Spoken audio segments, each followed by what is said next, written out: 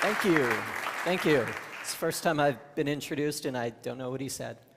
It was all good, though, right? So the other day, I was hanging out with my nephew, and I was telling him what life was like when I was his age. And if I was ever curious about how something worked, I'd always look it up in Encyclopedia Britannica.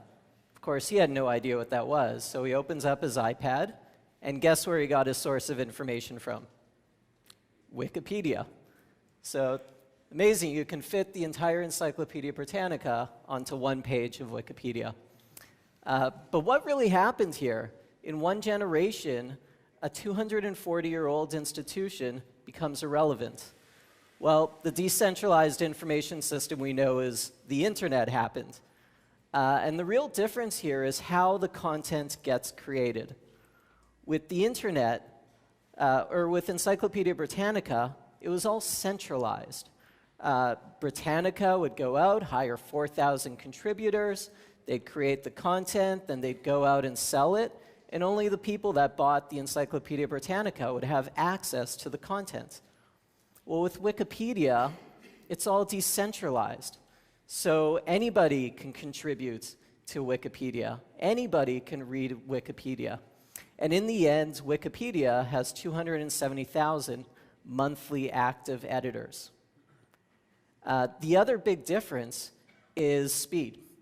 So next time you're watching a big sporting event, see how fast the score gets updated on the Wikipedia page as the game ends.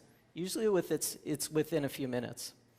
So Wikipedia is just one example of how the internet changed our world by decentralizing information. Well, the blockchain is going to decentralize everything else, and it's going to affect you. By the end of this talk, it'll affect stuff from the shoes you're wearing to the money in your pocket to the music you consume. So in 2009, we had the financial crisis, and a lot of people lost trust in the banks. So an experiment was launched to see if we could run a decentralized payments network. Bitcoin was seen as a new hope. And to understand this, you got to understand how a ledger works. So for the non-bankers in the room, a ledger is usually it's money going in, money going out, you have your balance. It's like what you see when you log into your online banking. Then it's ever breathing. Every day it changes. Money goes in, money goes out, your balance changes. Money goes in, money goes out, your balance changes. So in a centralized service like PayPal, whose ledger do we trust? Well, PayPal's the trusted authority. So they're the ones that keep track of your money. They're the ones who tell you how much balance you have. But in a decentralized payments network, there's 6,000 computers around the world all trying to update the ledger. Whose ledger do we trust? And so that's the innovation here. That's where the blockchain comes in. It's really a process to figure out how do we update this ledger that's shared. So here's how it works. Every 10 minutes, the blockchain gets updated. It gets updated with a new block of transactions. Now, to figure out which computer updates the blockchain, all these computers, they're called miners, are all competing against each other to solve a very energy-intensive mathematical problem. And the more processing power each computer puts in, the greater chance they have of winning, similar to a lottery.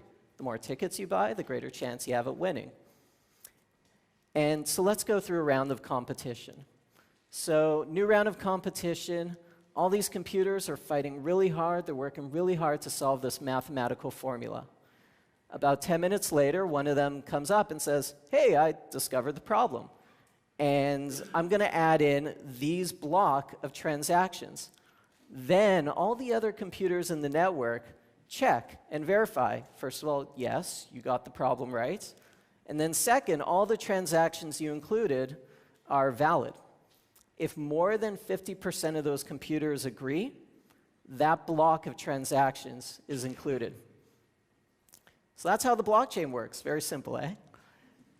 As nice as it is that I can explain it to you, why don't we see it live? So let's switch to the video here. This is it. This is the blockchain. This is Bitcoin's blockchain. Currently, 6,000 computers around the world are moving money. And this is real money. It's not fake money. And this is happening live right now. So on the bottom left, you see latest transactions. These are new transactions coming in that want to get processed. And on the top here are the last block of transactions that have been included. So let's look at block 39993. Okay, so you can see there's 868 transactions in it worth $10 million. And if we scroll down, you can see each individual transaction, going from this Bitcoin address to that Bitcoin address. I saw there's ones for a few thousands. This one seems to be pretty big. Yeah, like $267,000, that one right there. This is real money that people are trusting. And this is live. This is how the blockchain works. So great, let's go back to the slides. So that's the Bitcoin's blockchain.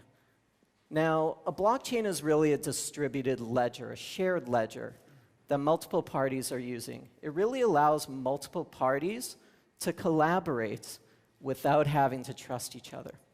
And it's really good at three things. 1, transparency. 2, authentication. And 3, auditing. Great, so we have this new amazing tool. What problems in the world can we solve? Well, first thing we think of course, the banking world. The banking world has embraced the blockchain, so much so that it's allowed the empire to strike back. And one of the big examples for the blockchain in the banking world is correspondent banking. So correspondent banking, for the bankers not in the room, correspondent banking is when you send an international payment and your money just kind of disappears. And then a week later, you keep calling your bank and they say they've sent the money, but the receiver still hasn't gotten it. And you hope it arrives eventually. So what's happening in the background is your money is skipping from one bank to another correspondent bank to another one. And the reason we have this system here is because it's not feasible for each individual bank to go out and do a partnership with the 10,000 other banks around the world. And the big problems from this is each bank has a copy of their own ledger, there's reconciliation happening at the end of each day, manual entry, it's very common for errors to occur. So it ends up being very costly and very slow. But if all the banks in the world connected to one ledger, one shared ledger, the sending bank can connect directly to the receiving bank. Your money will get there much faster. And if the sending bank requires liquidity to do the foreign exchange, they've got thousands of banks to deal with that they can do a partnership with. That's just one area of banking that the blockchain can really help.